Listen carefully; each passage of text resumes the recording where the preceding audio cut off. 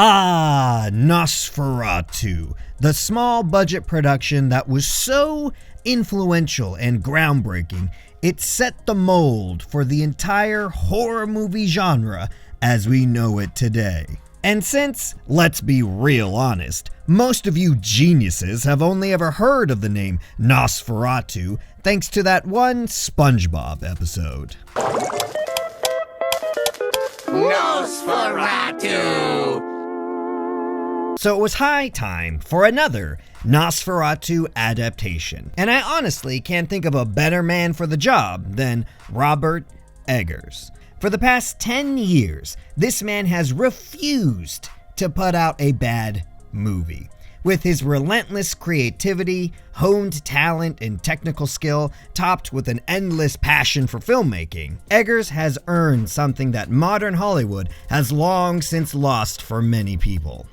Trust. Him coupled with my love for horror, and then you throw in the likes of Nicholas Hoult, Willem Dafoe, and Bill Skarsgård? You son of a bitch! How could I not go see this film? But the question remained, could Eggers pull off another miracle? Especially handling one of the most important works in film history. Yes, I can! Yes, I can! You done it again. Nosferatu is a phenomenal narrative that is unnerving, gruesome, and haunting in a way that is seldom seen in modern horror movies. Playing off the most basic primal fears to keep the audience in a constant state of suspense, where we know something awful is going to happen, but we just can't look away. Everything in this movie is just on another level. From the elevated writing, the mesmerizing cinematography, to the brilliant performances, this movie truly is a masterclass in filmmaking. And if you're familiar with my review videos, you will know that even if I recommend you see a film, that doesn't mean I always believe you have to see it on the big screen.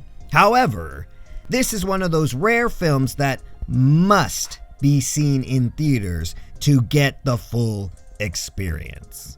So, for my highbrow critic score, I give Nosferatu a solid 9 out of 10. And for my schmo score, the score for the average Joe Schmo, I give it an 8 out of 10.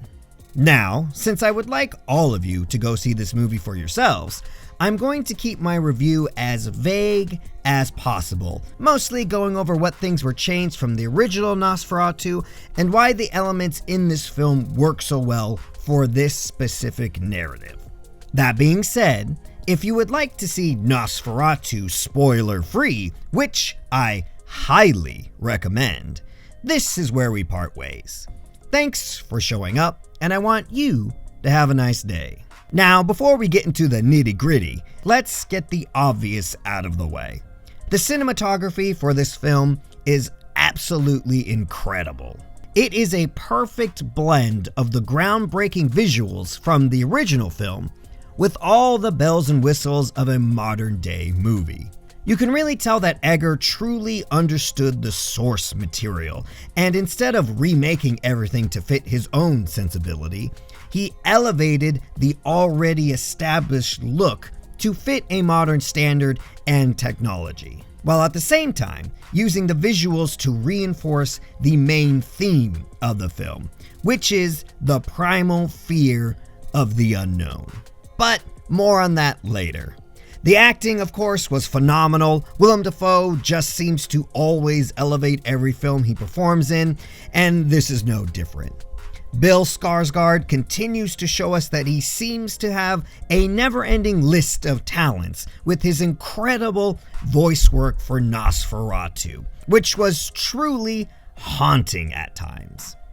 And Nicholas Hoult, who is having himself a year. Just in the month of December, he's been the lead in the two movies that I believe are the top runners for Best Film of 2024. And he gave great performances in both. And so did everyone else. Lily Rose Depp and Aaron Tyler Johnson both bring their A game in this one. Even the side characters that don't play a major role in the film all give a top tier performance.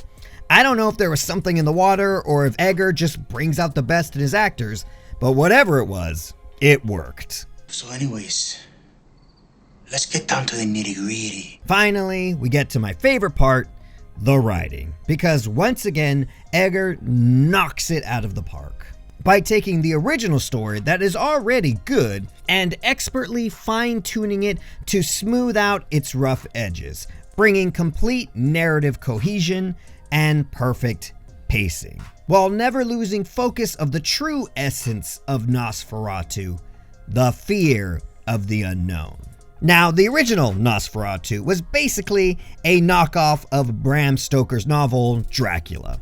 However, in my opinion, I always felt Nosferatu was a better story than the original, because Dracula was always depicted as a singular creature that really didn't behave all that different than mankind. He was a creature that could ultimately be studied and understood, leading to a hero like Van Helsing to triumph over the evil for humanity. Nosferatu, on the other hand, is also a singular creature, but he's also more of a force of nature, who not only terrorizes some poor girl and her family, but nearly kills off an entire modern city, leaving it to fall into chaos. Now, he, like Dracula, is ultimately defeated by a hero, but it's not the hero you think, and it surely isn't some triumph for mankind. The ending is tragic and haunting, leaving you feeling more unnerved than you did when he was alive. And Egger's Nosferatu follows that same path. Because let's be honest, in the 21st century, vampires aren't really that scary anymore, because we're so familiar with them. And sure, Nosferatu has vampiric tendencies, but ultimately, we have no clue what his power limit is, because he constantly displays random abilities all the time, like teleportation, demonic possession, mind control, shadow man jutsu, plague of rats, beast master. What? How? And that's why Nosferatu is so terrifying. He plays upon the root of all fears, the unknown. Nosferatu, or Count Orlok, is an unknowable evil force of nature, and Egger's Nosferatu really plays into that by only giving us glimpses of Count Orlok or little snippets of his gruesome acts and power. He quite literally leaves the audience in the dark, letting our own fears take hold of us. I also like all the story changes Egger made to make the narrative flow better, like adding a Van Helsing character to give us information on vampires and the occult. And I also think it's funny that by adding this Van Helsing-like character, it really keeps in the spirit of the original Nosferatu film in ripping off Stoker's Dracula even more now.